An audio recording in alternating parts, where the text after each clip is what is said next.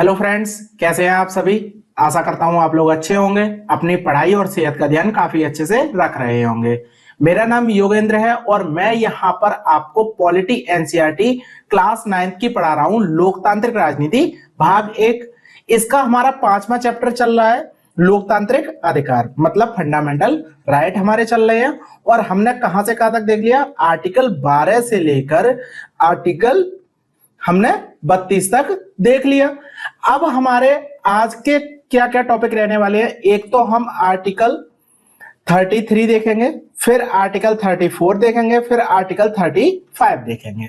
बस इतना ही हम देखने वाले हैं। 3 आर्टिकल है, बहुत छोटे छोटे आर्टिकल है, लेकिन आपको पता होना चाहिए। और जब हम एक सीक्वेंस में तैयारी करते हैं तो आपको बीच में से चीजें छोड़नी नहीं चाहिए। तो आपको पता होना चाहिए ना कौन सी चीज किस जगह पे है। तो थोड़ा सा देख लीजिए, 15 मिनट की वीडियो होने वाली है और आपके लिए इंपॉर्टेंट है। ओके, तो पहला पॉइंट स्टार्ट करते हैं। पहला पॉइंट है आपका आर्टिकल 33। अब आपने एक नाम सुना होगा, अप्सपा। अप्सपा एक कानून था जिस कानून को अगर लागू कर दिया गया, कहा जाता था कि अगर ये कानून लागू हो गया आपके एरिया में तो आपके सारे मूल अधिकारों को खत्म कर देगा ये। और ब्रूटिलिटी इतनी ज्यादा थी, सेना को इतनी ताकत मिल जाती थी। आपने देखा होगा नॉर्थ ईस्ट एरिया में अप्सपा को लागू किया जाता है और जम्मू कश्मीर में लागू किया जाता है। तो ये चीजें क्या है और कैसे मूल अधिकारों का हनन हो रहा है। हमारा आर्टिकल 32 कहां चला जाता है उस समय पर। आर्टिकल 32 के अधिकार तो ये कहते हैं कि अगर आपके मूल अधिकारों का हनन हो रहा है, आप डायरेक्ट सुप्रीम कोर्ट में जाइए। फिर भी अप्सपा जैसे कानून कैसे लागू हो रहे हैं, इन्हीं के बारे में आज हम चर्चा करेंगे और क्या क्या चीजें होती हैं वो देखेंगे। आर्टिकल 33 कहता है संसद विधि द्वारा। अब यहां पर देखिए 2 चीजें हैं, संसद विधि द्वारा, पहले ऐसे लिख लेते हैं, विधि द्वारा, ठीक है। अब यहां पर हम क्या क्या देखेंगे, 2 चीजें देखेंगे। एक तो सेना देखेंगे, सेना देखेंगे और आम नागरिक देखेंगे, आम नागरिक। तो यहां पर सेना और आम नागरिक के मूल अधिकारों की बात होगी 33 और 34 में। आर्टिकल 33 में सेना की बात होगी। तो संसद विधि द्वारा क्या करेगी, सशक्त बल, पुलिस बल और जितने भी प्रकार के बल होते हैं ना, जैसे आपने सीबीआई देखा होगा, ठीक है, जो सूचना देते हैं, तो वो वाले सभी बल, अन्य बलों के कर्मचारियों। अब यहां पर मुझे एक वीडियो याद आ रही है जो एक कर्मचारी ने बनाई थी और बोला था कि उनके जो मूल अधिकार है उनका हनन किस प्रकार से हो रहा है। उन्हें जो रोटी दी जा रही है वो रोटी बहुत बेकार तरीके से दी जा रही है, उन्हें खाना अच्छे तरीके से प्रोवाइड नहीं कराया जा रहा है। और कुछ दिन बाद उसी कर्मचारी के ऊपर क्या किया गया, केस कर दिया गया।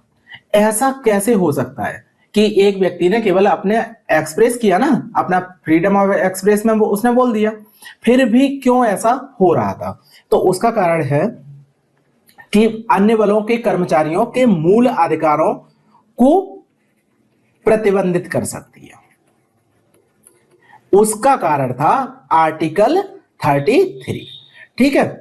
तो आर्टिकल 33 ही यही कहता है कि अगर कोई कर्मचारी है, कोई सशक्त बल है, सेना बल का कोई व्यक्ति है, उसके मूल अधिकारों को प्रतिबंधित किया जा सकता है। और वो प्रतिबंधित कैसे किया जा सकता है, आर्टिकल 33 के द्वारा संसद विधि बनाएगी और उनके मूल अधिकारों को प्रतिबंधित कर देगी। तो इन्हीं में कौन कौन से आए हैं, कौन कौन से अधिनियम आए हैं वो अधिनियम भी देख लेते हैं। इसमें 3 अधिनियम आए हैं जितने भी हमारी सेना है। तो ए आया है इसका अधिनियम, संसद द्वारा अधिनियम बनाए गए। एक तो सेना अधिनियम, ये आपके क्वेश्चन आ जाते हैं कभी कभी 1950 में। बी वायुसेना अधिनियम, ये कब आया, 1950 में, दोनों ही। इसके बाद सी है, वो है नौसेना अधिनियम, ये बाद में आया। नौसेना अधिनियम ये आया था आपका 1957 में। तो आपको इतने ही पॉइंट याद रखने हैं और बाकी का बस याद रखना है कि सेना की जो मूल अधिकार है उन्हें प्रतिबंधित किया जा सकता है, संसद विधि द्वारा प्रतिबंधित कर सकती है। अब बात करते हैं आम नागरिकों की। जो हमने अप्सपा कानून बताया था वो दिया हुआ है आर्टिकल 34 में। इसमें क्या होता है, संसद विधि द्वारा सैन्य कानून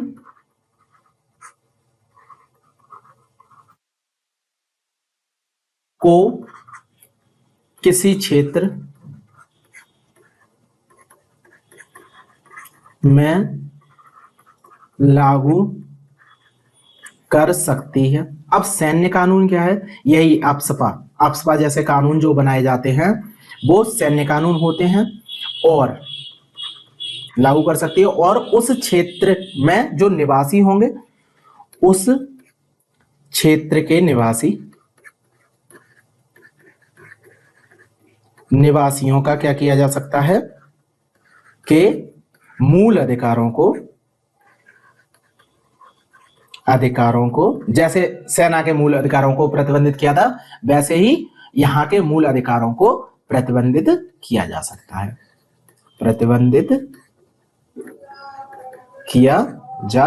सकता है, ये वाली बात कही गई है आर्टिकल 34 में। क्या बात की गई है कि कोई भी एक विशेष क्षेत्र मान लीजिए, वहां पर अगर प्रॉब्लम आ रही है, सरकार की हाथों से चीजें बाहर जा रही हैं, जब चीजें बाहर जाती हैं तो क्या होता है, वहां पर कानून को सख्त करना जरूरी है, तभी तो लोग उनके हाथ में आएंगे, उनके अंडर में आएंगे। अगर ऐसा नहीं किया तो चीजें हाथ से निकल जाएंगी। और बहुत सारे मतलब ऐसे होते हैं जैसे कि देश के टुकड़े करवाना चाहते हैं, कुछ लोग अच्छे भी होते हैं, कुछ लोग बेकार भी होते हैं। देखो, आंदोलन करना जरूरी है, लेकिन आंदोलन को अगर हिंसक बनाएंगे तो ये आपके लिए सही नहीं है ना, ये देश के लिए सही नहीं है। इसी वजह से आर्टिकल 34 लाया गया और उसमें बोला गया कि संसद को हम एक अधिकार देते हैं कि अगर किसी क्षेत्र में कोई प्रॉब्लम होती है उस जगह पर क्या किया जाएगा, सैनिक कानून लागू कर दिया जाएगा। अगर सैनिक कानून लागू हो गया तो वहां के जो निवासी हैं उनके मूल अधिकार को प्रतिबंधित किया जा सकता है जब तक कि सैनिक कानून लागू रहेगा। तो यहां पर एक कानून आया गया, तो एक ही कानून है यहां पर, सशस्त्र बल विशेष शक्ति अधिनियम।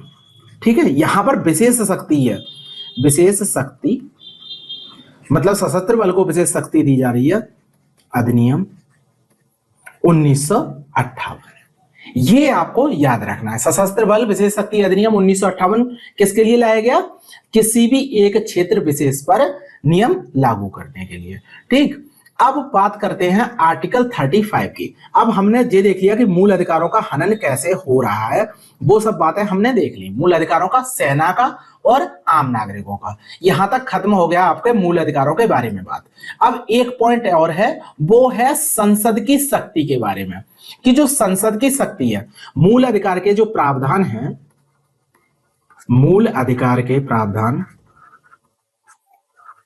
के प्रावधानों को जो प्रभावी करने की शक्ति है, को प्रभावी करने की शक्ति किसके पास है, वो है संसद के पास। संसद के पास है, ना कि राज्य के विधानमंडल के पास। यहां पर एक चीज स्पष्ट कर दी कि जो मूल अधिकार हैं वो मूल अधिकारों को प्रबंधित करने की, जो उनके प्रावधानों को लागू करना है या प्रभावी बनाना है, उनकी शक्ति किनके पास है, उनकी शक्ति केवल और केवल संसद के पास होगी। बिल्कुल स्पष्ट कर दिया भाषा से कि राज्य के विधानमंडल के पास ऐसी शक्ति नहीं होगी, केवल संसद के पास ऐसी शक्ति होगी जो मूल अधिकारों को लागू कर सकता है, मूल अधिकारों के प्रावधानों को बना सकता है, बिगाड़ सकता है, क्या कर सकता है, सारी शक्तियां किनके पास है, संसद के ही पास है, क्योंकि पूरे देश में एक तरह का कानून लागू होना है। तो इतना ही था बस आर्टिकल 33, 34, 35 आपकी एनसीईआरटी में इसके बारे में कुछ नहीं लिखा हुआ है और यहीं पर ये चीजें समाप्त होती हैं। अब आपका मूल अधिकार का कॉन्सेप्ट पूरा खत्म हो गया है और बाकी का जो टॉपिक बचा वो टॉपिक हम क्या करेंगे, वो टॉपिक हम अगली वीडियो में देखेंगे जो आपकी केवल एनसीईआरटी है। तो वहां पर मुझे लिखना नहीं है, केवल आपको सुनना है और एनसीईआरटी में जो है वो मैं सारी चीजें आपको क्लियर करा दूंगा। तो आज के लेक्चर में बस इतना ही। लेक्चर पसंद आता है तो लाइक करिए। आज के लेक्चर में था ही क्या, बहुत छोटा सा था, आपने सुन लिया होगा, चलते चलते ही सुन सकते हैं। ओके, तो ठीक है, थैंक यू, बाय।